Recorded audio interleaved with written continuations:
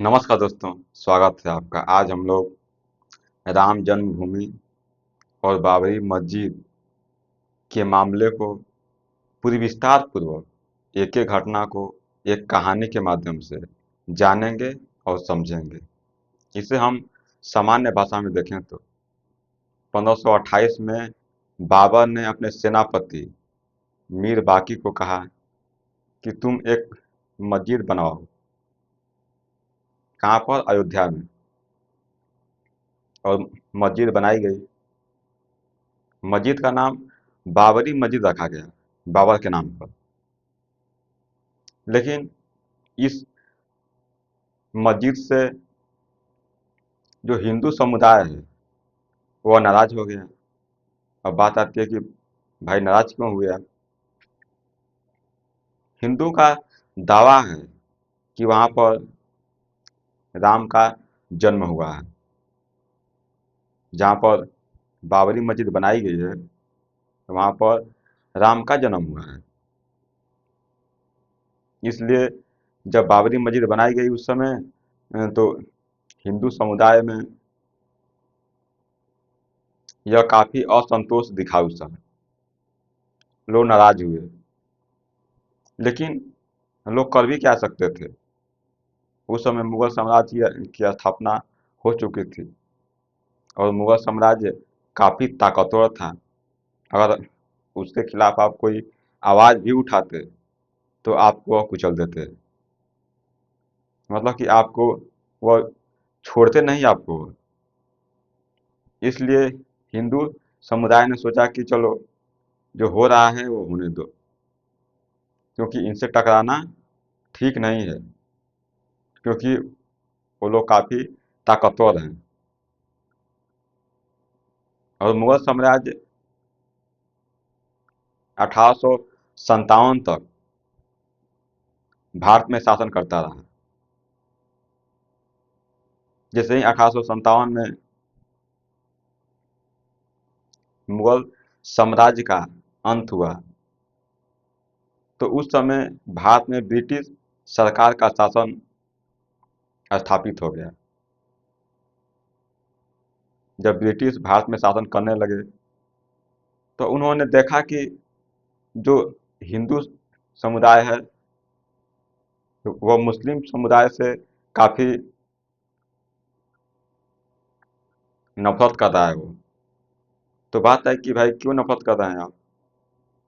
तो पता चला कि जो बाबरी मस्जिद बनाई गई है उस पर हिंदू दावा करते हैं कि वहां पर पहले राम का जन्म हुआ था। तो इसलिए वह जो जमीन है उस जमीन पर राम का मंदिर बनना चाहिए, उस पर बाबरी मस्जिद नहीं होना चाहिए।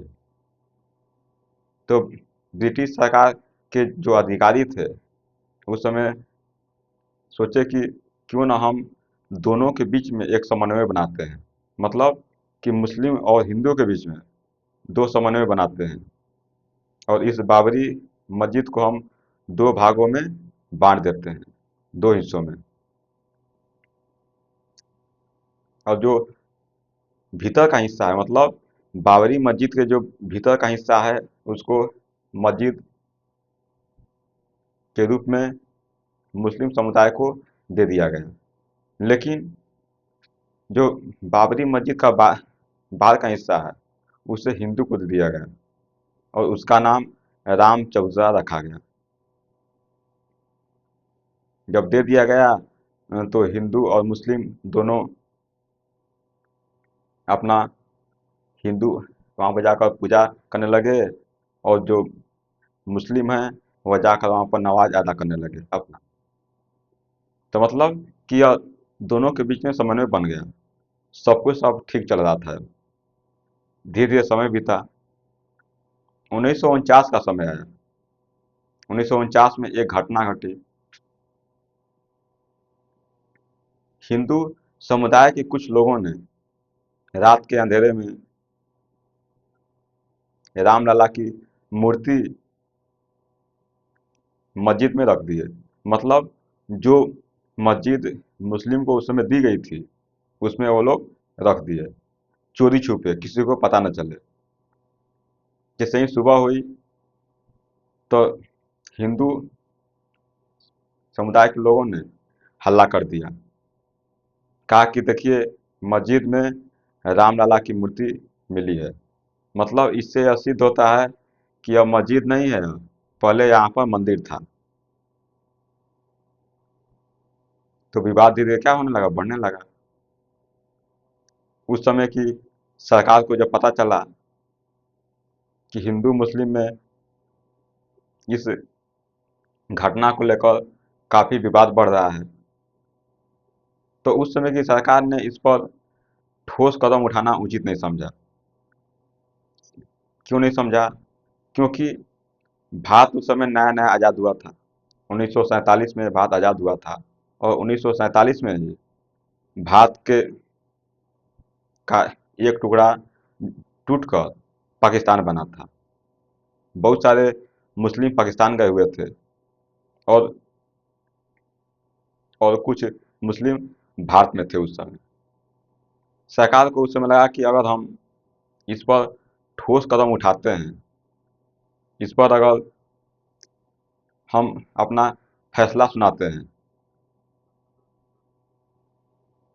तो अगर मुस्लिम समुदाय को जब ठेस पहुंची, क्योंकि जब कोर्ट में साबित होगा सबूत के आधार पर, तो लोग पहले से ही मान रहे हैं कि वहाँ पर राम का जन्म हुआ है, राम जन्मभूमि है।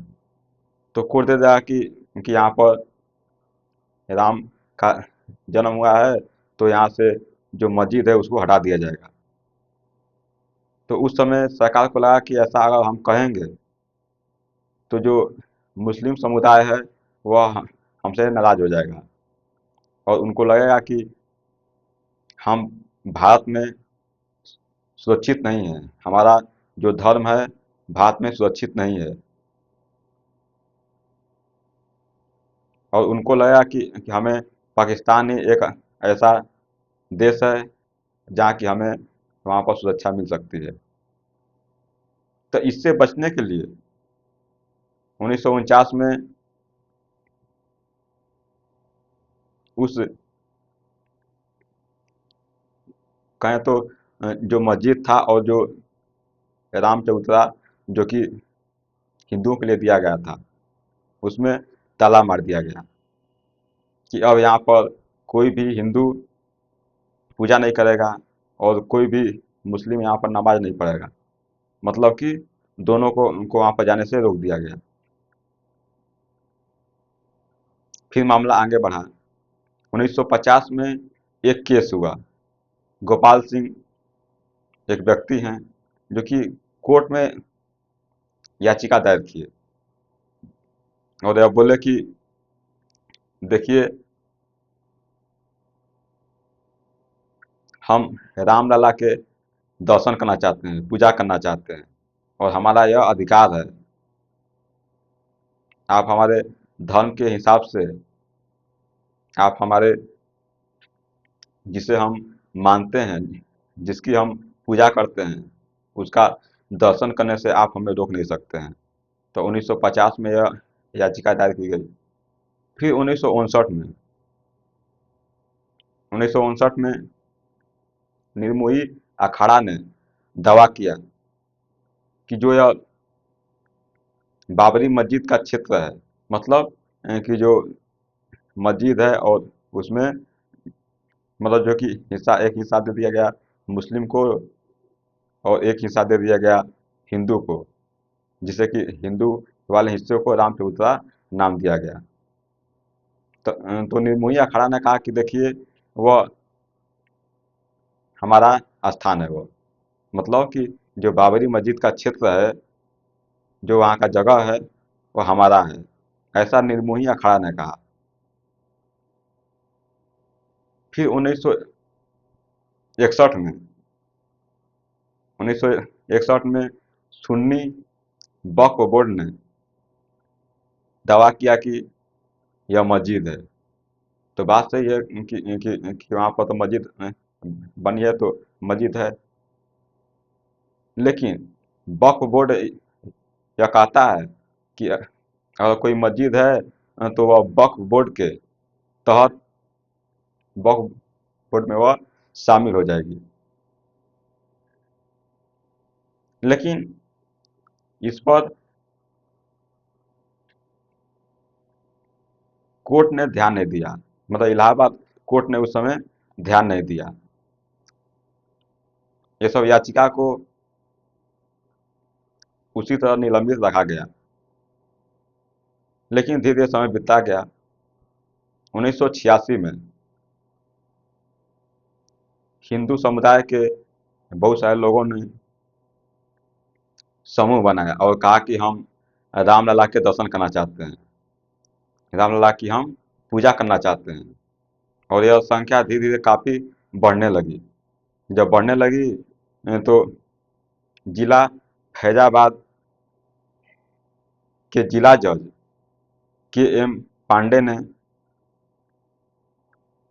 कहा कि जो हिंदू भक्त हैं, जो जो रामलला की पूजा करना चाहते हैं, उनसे उनका दर्शन करना चाहते हैं, इनके लिए मंदिर का ताला खुलवाया जाए। जब उन्होंने कहा कि ताला खुलवाने की बात की, तो उस समय 1986 में राजीव गांधी प्रधानमंत्री थे उस समय। जैसे ही यह आदेश मिला कि मंदिर का ताला खुलवाना है, तो राजीव गांधी कुछ ही घंटों के बाद अपने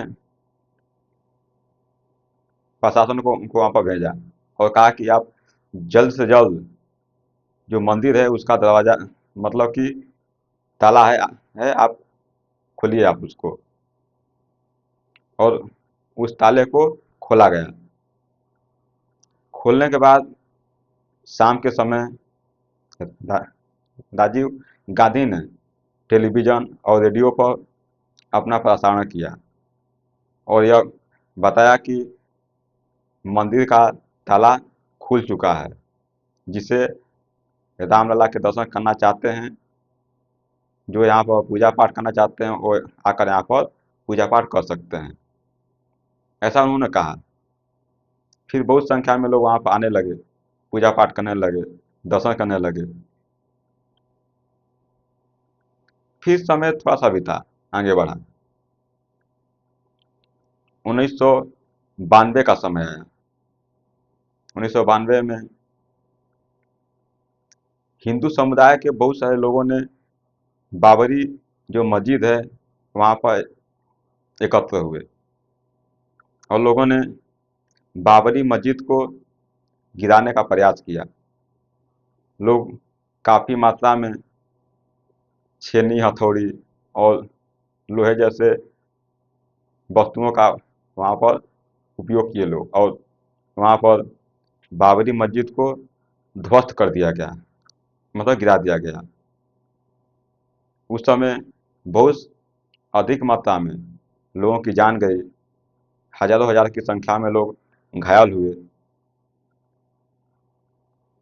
मतलब कि उस समय देश का माहौल अच्छा नहीं था। पूरी पूरे देश में एक डर का माहौल बना हुआ था। हिंदू और मुस्लिम में अगर देखा जाए तो अराजकता का स्थिति उस समय बनी हुई थी।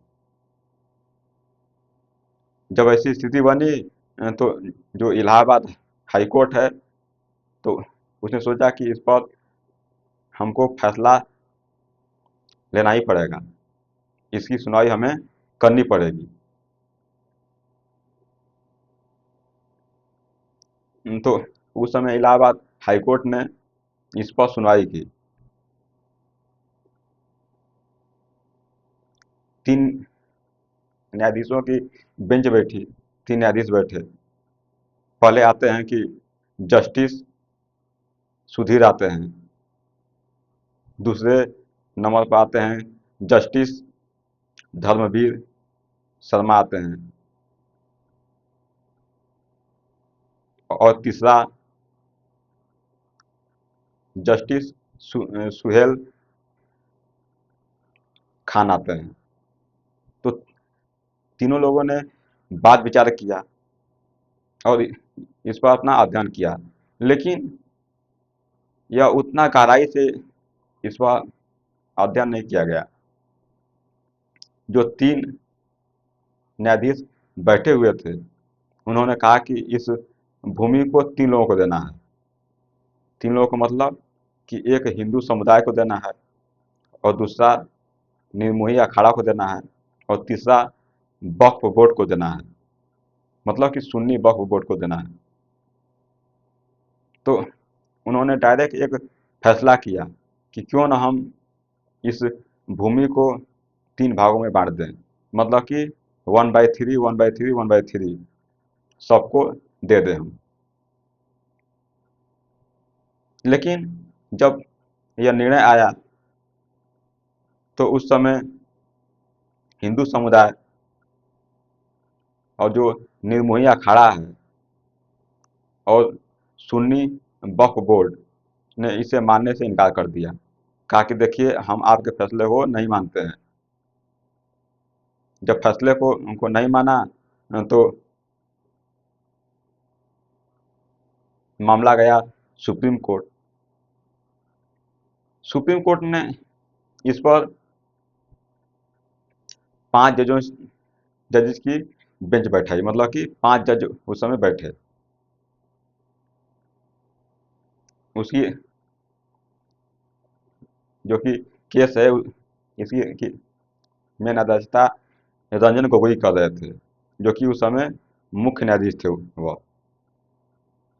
दूसरे नंबर पर आते हैं बोबड़े आते हैं, तीसरे आते हैं DY चंद्रचूड़ आते हैं, चौथे अशोक आते हैं, जस्टिस अशोक आते हैं, पांचवें जस्टिस नजीर साहब आते हैं। तो 5 जज की बेंच बैठी। पांचों लोगों ने इस पर काफी अध्ययन किया। 40 दिनों तक इस पर विचार विमर्श होता रहा।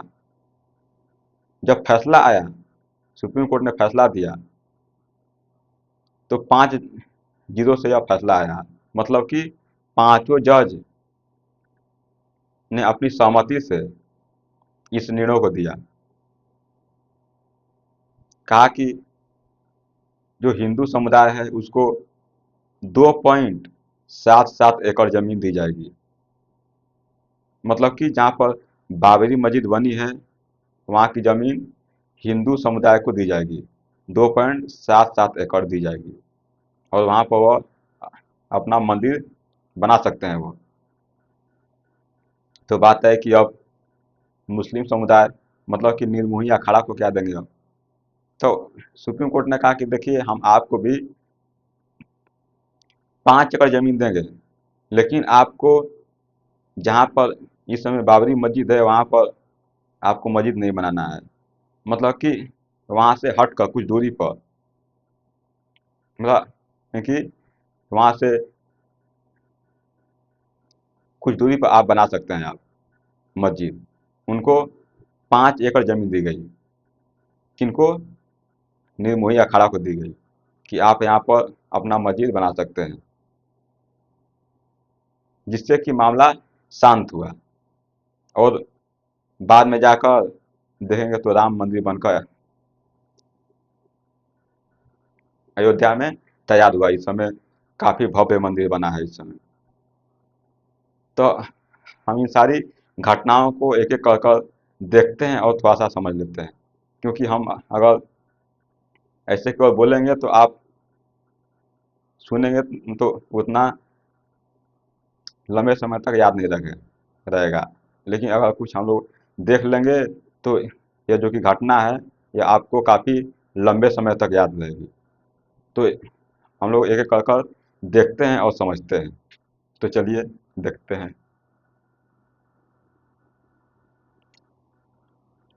देखिए, विवाद की उत्पत्ति कहाँ से हुई। 1528 से 1949 तक की घटना को हम लोग नज़र डालते हैं। 1528 मुगल सेनापति मीर बाकी ने बाबर के आदेश से अयोध्या में एक मस्जिद बनवाई, जिसे कहा गया बाबरी मस्जिद। हिंदू पक्ष का विश्वास यह स्थान भगवान श्री राम का जन्म स्थान है।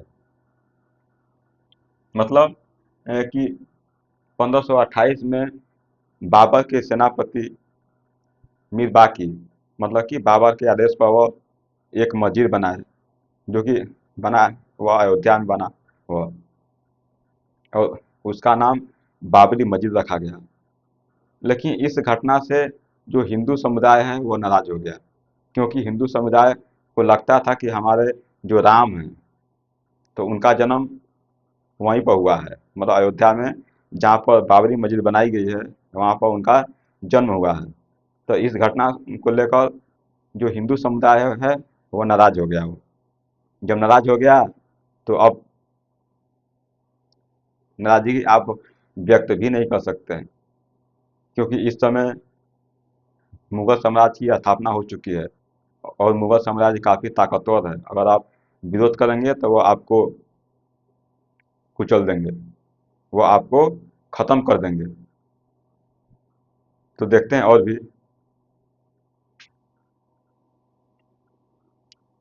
देखिए 1853 से 1949 लगातार दोनों समुदायों के बीच टकराव हुआ। ब्रिटिश सरकार ने 1859 में अंदरूनी और बाहरी हिस्से बांट दिए।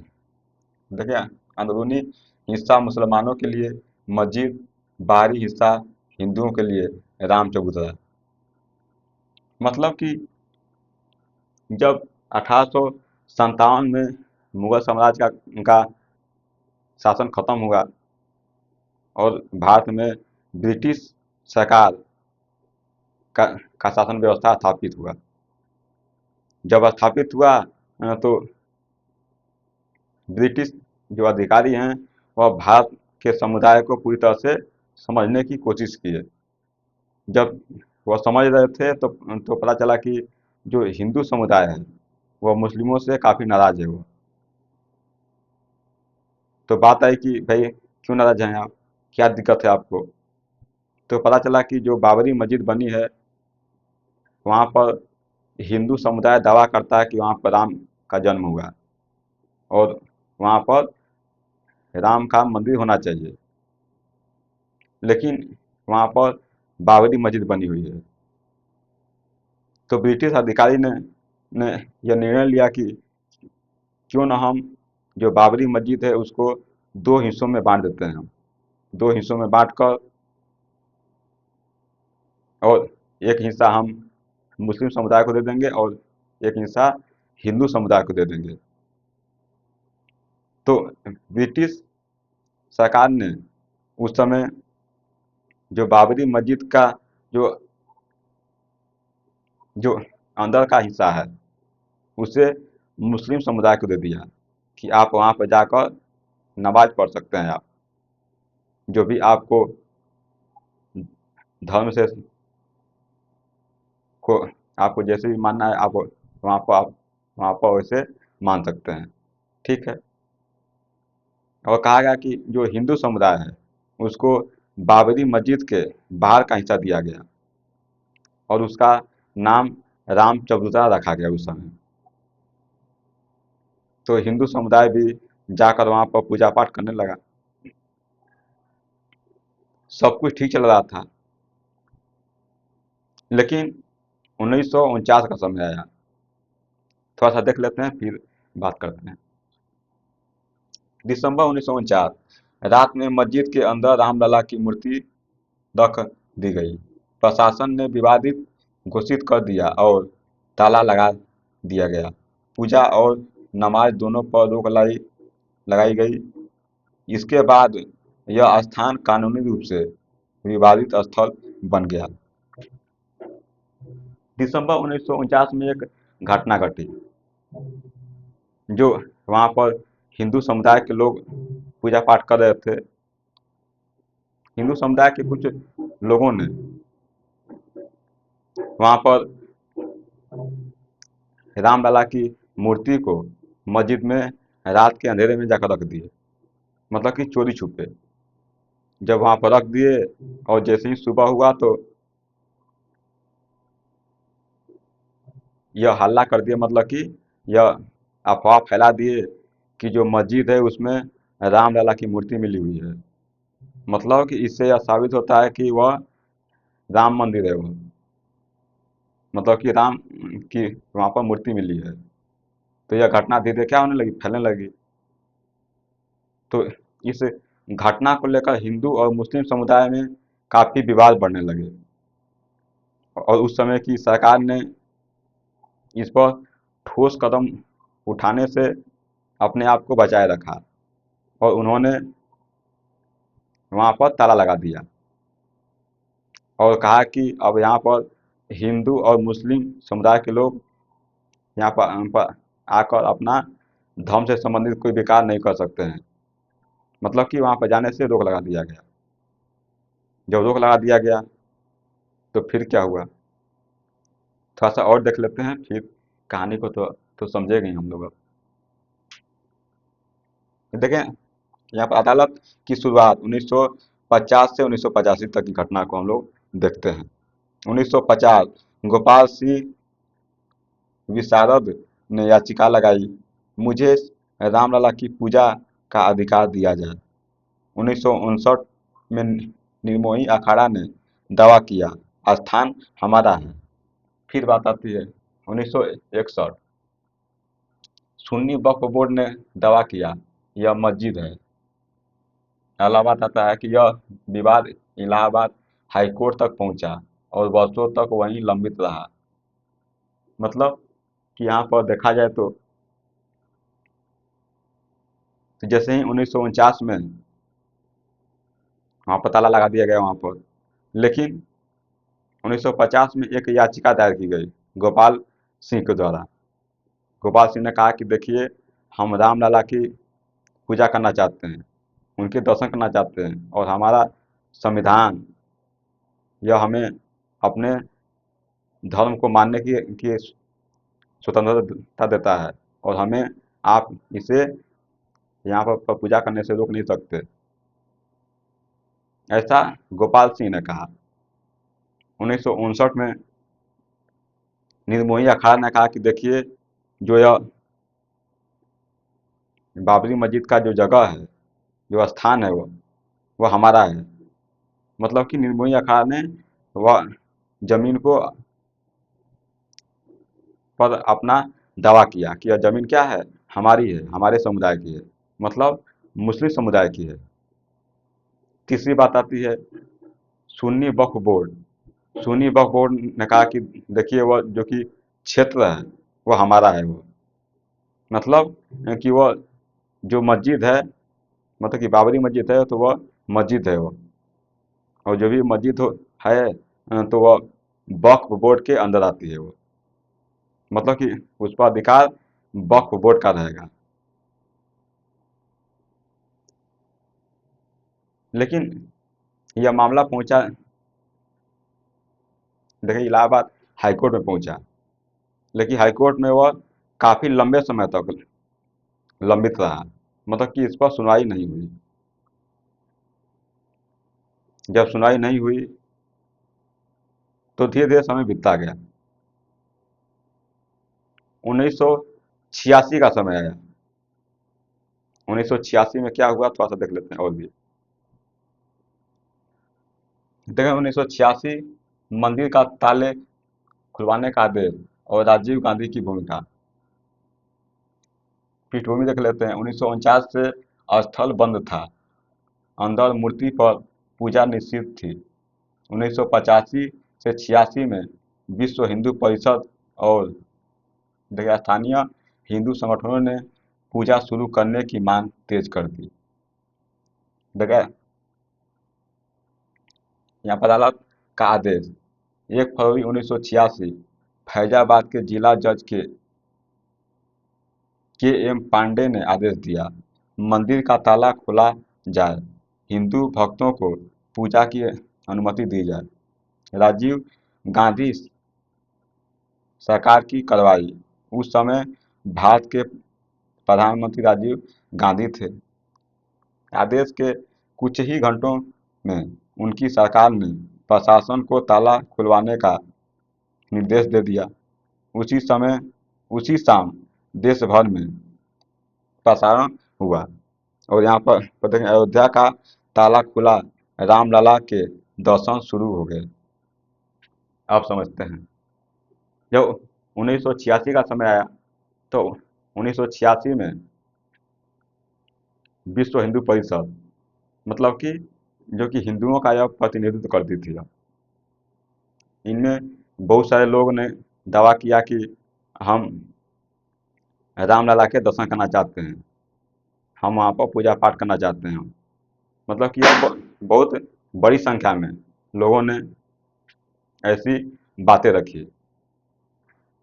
जब धीरे धीरे मामला गंभीर होता गया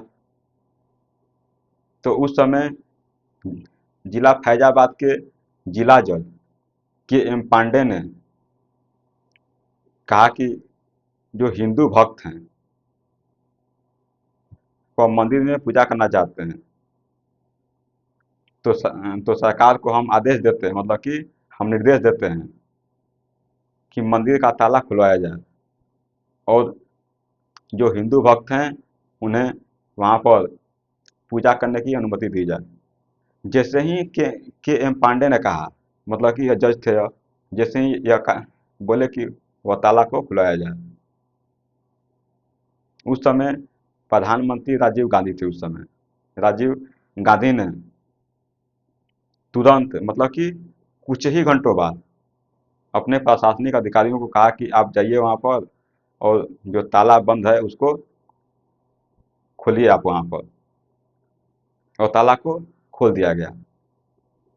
जब ताला खुल गया तो उसी शाम को, मतलब कि जिस दिन ताला खुला उसी दिन शाम को राजीव गांधी टेलीविज़न और रेडियो पर प्रसारण किए और उन्होंने कहा कि हम मंदिर का ताला खुलवा दिए हैं, मतलब कि जो अयोध्या में मंदिर है उसका हम ताला हम खुलवा दिए हैं। सब लोग जानने लगे, समझिए एकदम पूरा समुदाय जानने लगा, मतलब कि इस घटना से हिंदू समुदाय खुश हो गया।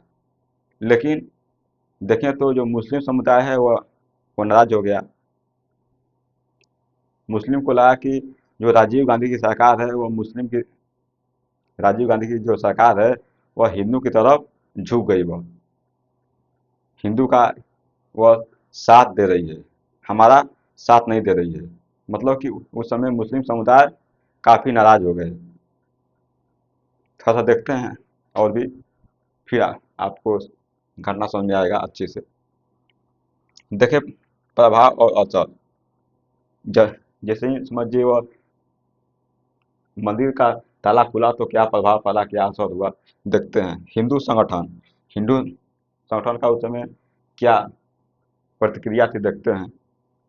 बहुत खुश इसे राम जन्मभूमि आंदोलन की शुरुआत मान लिया गया। मुस्लिम समुदाय बेहद नाराज लगा कि सरकार झुक गई। राजनीतिक विश्लेषक ने कहा कि इसे राजीव गांधी की राजनीतिक चाल बताया गया, हिंदू मतदाता को आकर्षित करने के लिए। यह वही घटना थी जिसने आगे चलकर राम मंदिर आंदोलन की नींव रखी।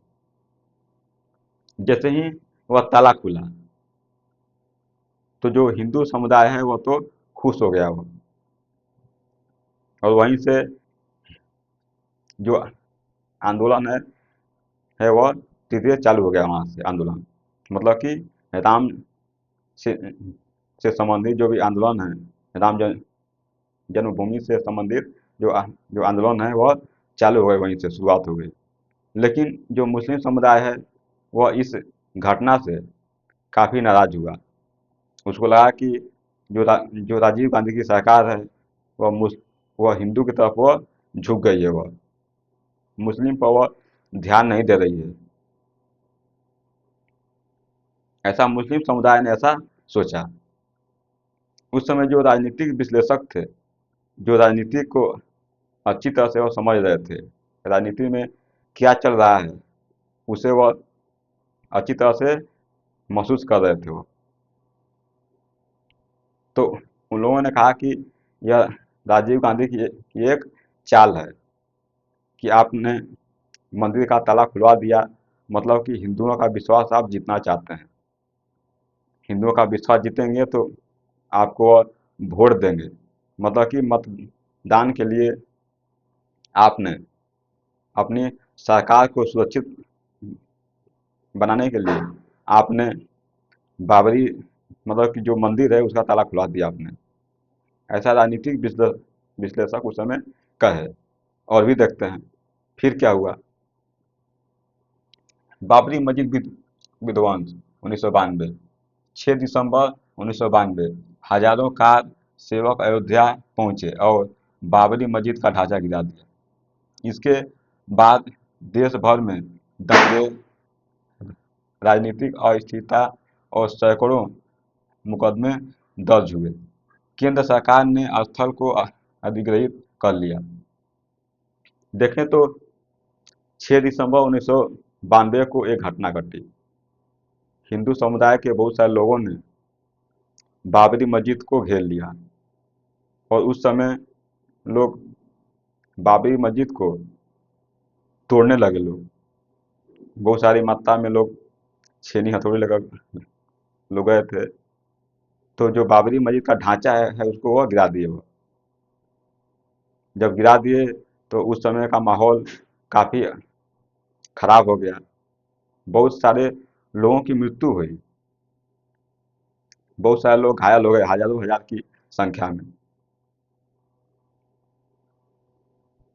जब ऐसी घटना घटी तो देश का माहौल पूरा बिगड़ गया।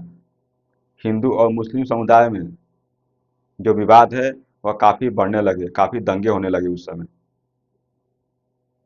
और उस समय इलाहाबाद हाईकोर्ट ने कहा कि अब इसकी पर सुनवाई करना बहुत जरूरी हो गया है, इस पर हम सुनवाई करें हम।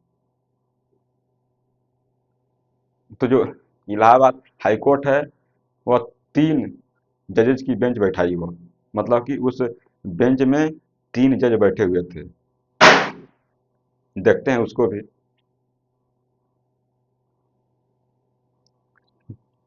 देखिए इलाहाबाद हाईकोर्ट का फैसला 2010, 3 जजों की बेंच बैठी।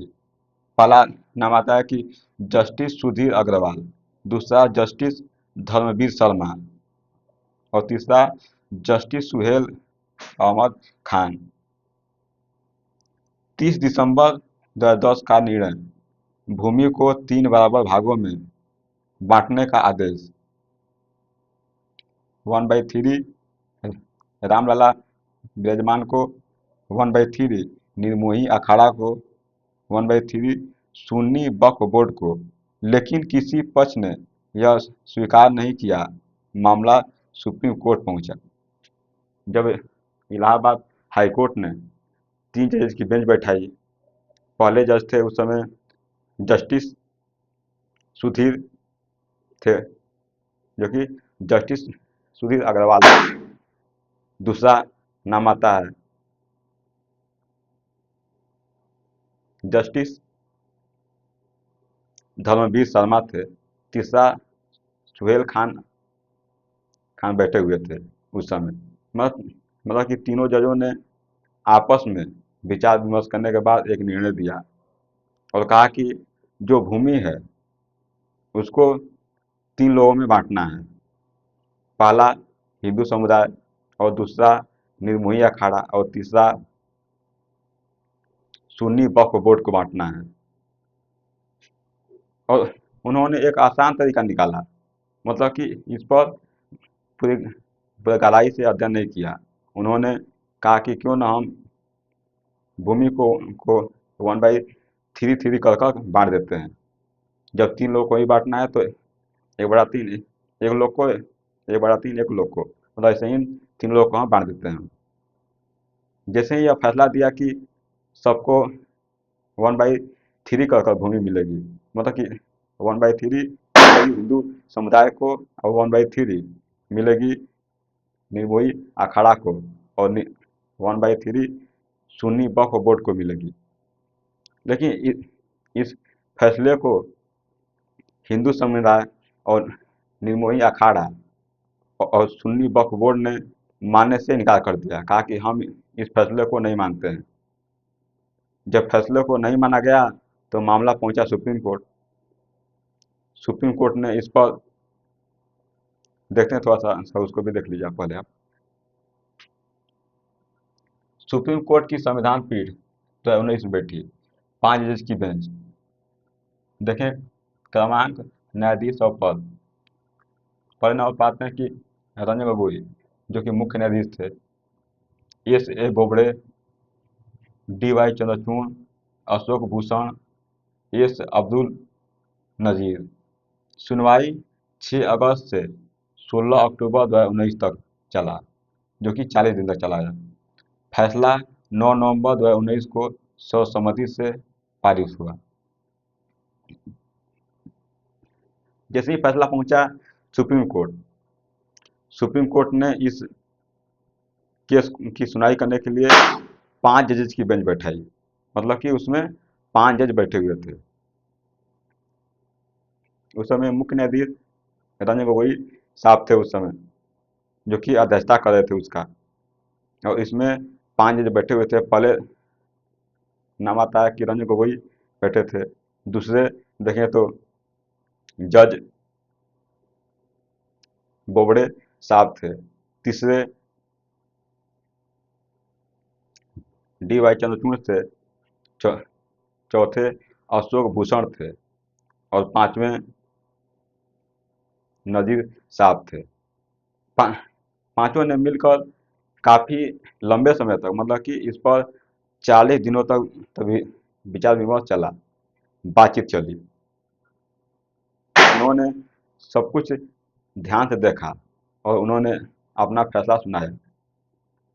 क्या फैसला सुनाया देखते हैं।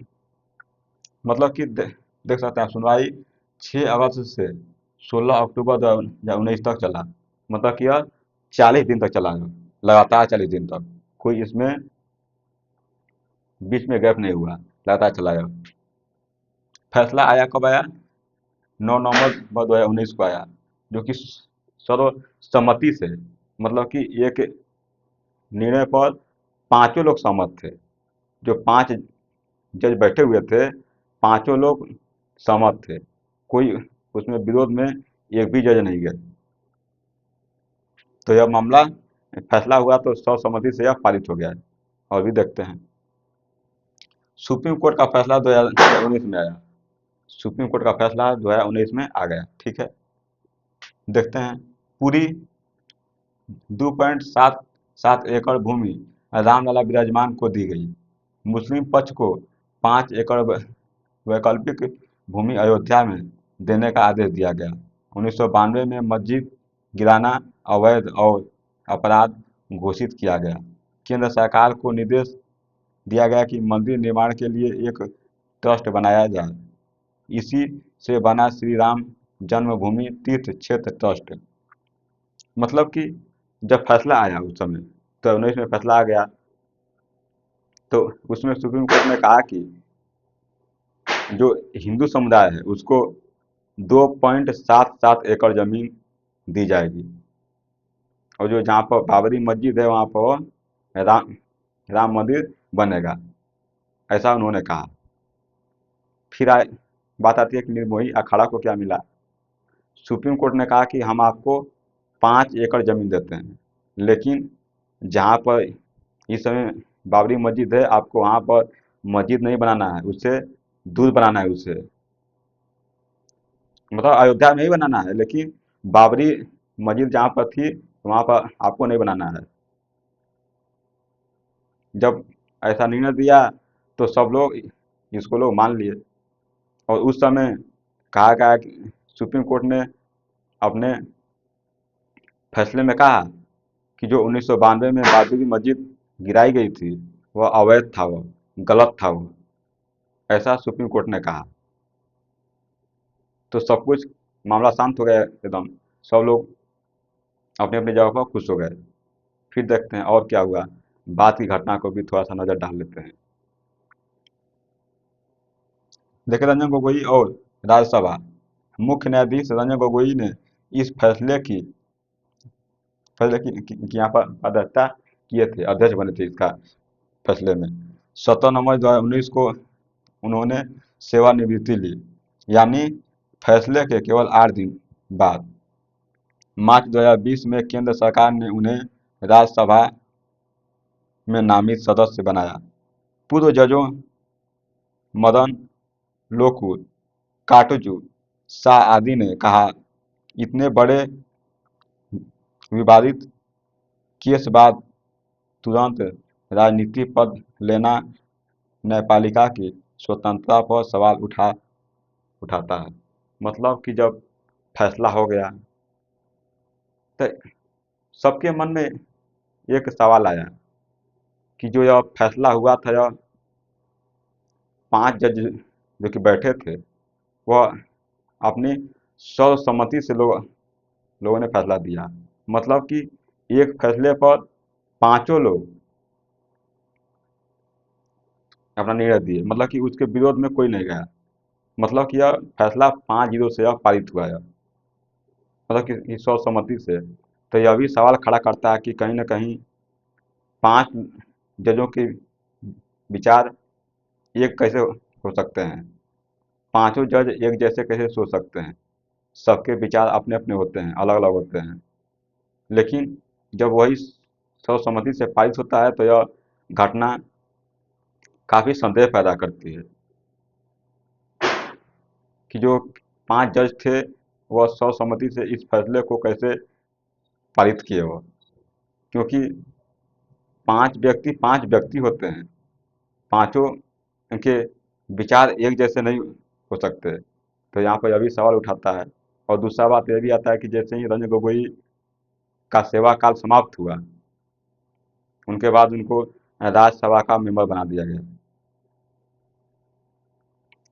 तो यह संदेह और बढ़ा देता है कि आप जैसे ही सेवानिवृत्त हुए, मतलब कि पद से हटे आप, तो तुरंत आपको राज्यसभा का सदस्य बना दिया गया। तो यह भी संदेह पैदा करता है कि कहीं ना कहीं यह पद का लालच तो नहीं दिया गया था आपको कि आप राम जन्मभूमि का फैसला कर दीजिए और हम आपको राज्यसभा का मेंबर बना देंगे।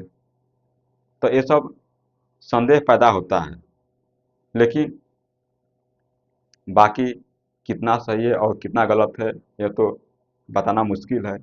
लेकिन ऐसा संदेह मन में आता है। और उस समय 3-4 लोगों ने इस पर सवाल उठाया था, जो कि देख सकते हैं आप, मदन लोकुर और काटजू शाह। मदन लोकुर लोकुर हैं एक, और काटजू और एक शाह हैं। इन्होंने इस पर सवाल उठाया कि इतने बड़े केस का फैसला देने के बाद, जो कि विवादित केस था, वह फैसला देने के बाद आपको सीधा राज्यसभा का मेंबर बना दिया गया। तो यह कहीं ना कहीं भारत के हर नागरिक के मन में यह संदेह आता है कि क्या यह फैसला सही था या गलत था, क्योंकि ये सारे जो 5-0 से फैसला देना, राज्यसभा का मेंबर बनना, यह काफ़ी संदेह पैदा करता है। तो आशा करते हैं कि आप राम जन्मभूमि और बाबरी मस्जिद के मामले को पूरी विस्तार पूर्वक एक एक घटना को समझे होंगे।